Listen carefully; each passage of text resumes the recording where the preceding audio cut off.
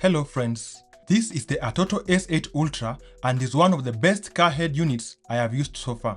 Stay tuned to find out why. If you're new here and do enjoy tech reviews, please consider subscribing to support the channel. Before we unbox, here's a quick list of its key specifications. Let's now unbox and check the contents. First, we have a quick user guide which only details the fitment. Next, we have a pair of USB extension cables linked to a single proprietary connector. We also have a GPS antenna that is meant to be secured in place using adhesive tape pre-fitted at the back. This is an external microphone that you can set up anywhere in your car for better voice quality during calls. The head unit is equipped with a 4G SIM card slot, and this is the plug-in antenna meant to improve the 4G signal reception. Next, we have a Wi-Fi antenna for boosting the Wi-Fi reception of the head unit.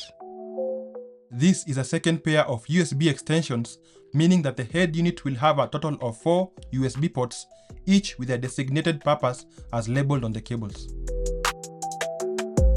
The package also includes the necessary double-DIN brackets meant to help secure the head unit to your dash.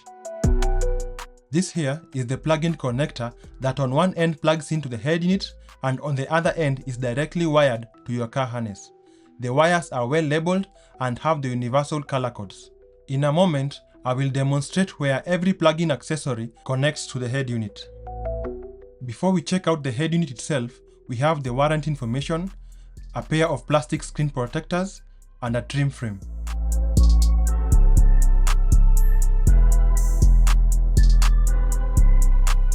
Finally, the star of the show, the ATOTO S8 Ultra head unit in the flesh. It is shallow in depth yet has a plethora of connectors and ports. I will now unwrap it and show you where every plug-in accessory we just unboxed is connected.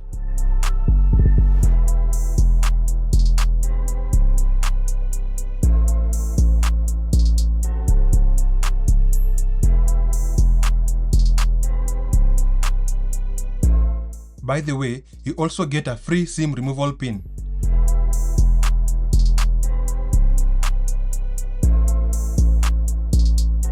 All ports at the back of the head unit are clearly labeled. This makes DIY installations much easier.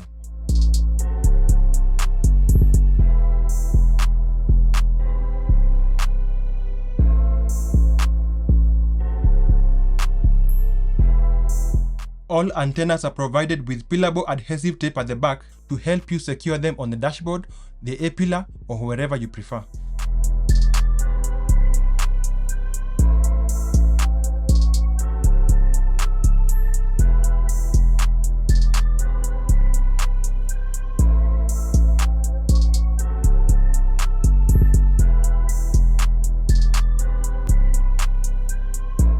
The connectors of the two USB extension cables are different and also well labeled.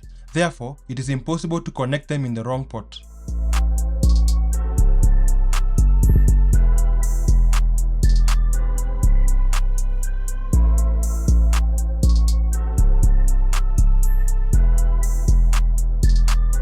The brackets are meant to be secured on the sides of the head unit before mounting.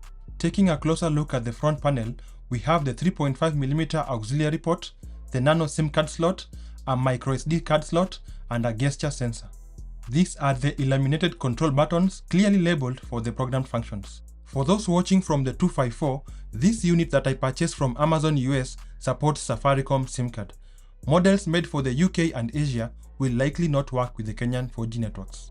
It's time to install the head unit, but before starting, it's recommended to disconnect the negative battery terminal. Installing a head unit can vary depending on the vehicle. Since I was replacing a Sony unit, the installation was as easy as disconnecting the Sony plug from the car harness using this manual and connecting the ATOTO harness to the exposed wires while being careful to match the wire color codes and labels. After verifying all connections, I reconnected the battery terminal and the unit fired right up without any hiccups. Let's dive into the head unit itself. Right off the bat, you can see that the unit is very responsive. This is attributed to the octa-core processor, which is among the fastest out there. The 4 gigs of RAM also contributes to the snappy response of the unit. Before we explore the unique features of this head unit, I am going to demonstrate wireless Android Auto. The first step is to ensure that your phone is paired with Bluetooth 1. After pairing, navigate through the apps, find an app called Calling 2.0 and launch it. If launching for the very first time, Android Auto will take a moment to initialize, but successive launches typically take less than 5 seconds.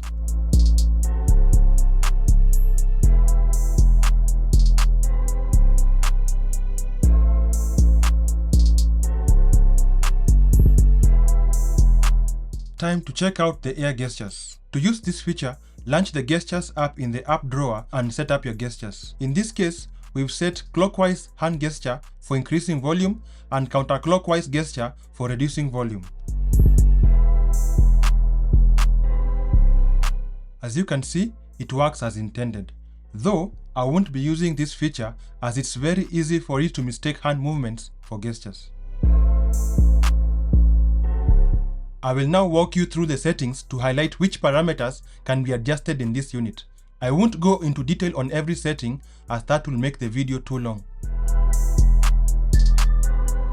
When I purchased this model, I wasn't 100% sure that it will work with the Kenyan 4G networks. I was so pleased when it picked up the Safaricom 3G and 4G networks. Note that the SIM card is intended for data and messaging only. You cannot make or receive calls using the SIM card. The head unit can also function as a Wi-Fi hotspot, providing internet access to the passengers.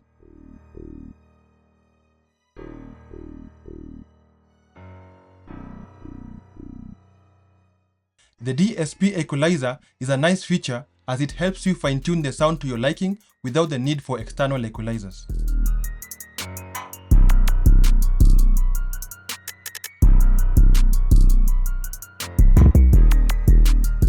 Under speed compensated volume, the unit will raise the audio levels as the vehicle speed increases to counter road noise.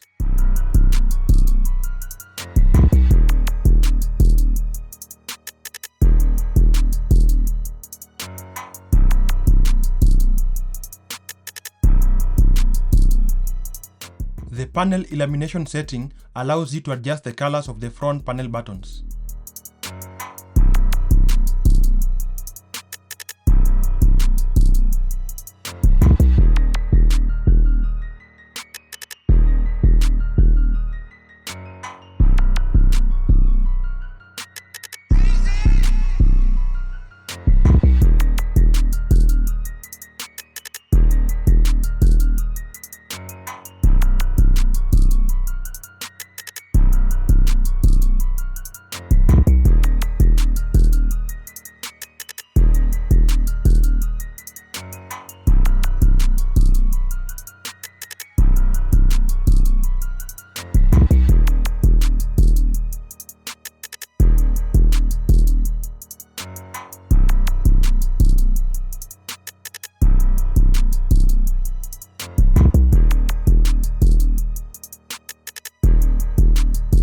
Considering that this head unit is essentially an Android tablet with a built-in amplifier, it may be necessary to set up a screen lock to protect your data.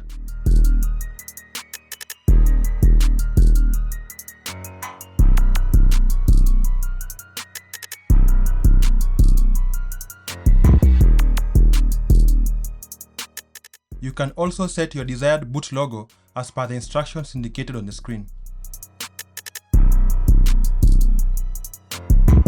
If you quickly tap device 4 times, you will unhide a tracking app on the app drawer. This app enables you to use the head unit as a car tracker. However, you need to register a free account at ATOTO's website. Quickly tapping device again hides the track who icon. ATOTO has also hidden some advanced settings that you can access by quickly tapping system 4 times and entering the password 3368. I do not recommend messing with these hidden settings unless you know what you're doing.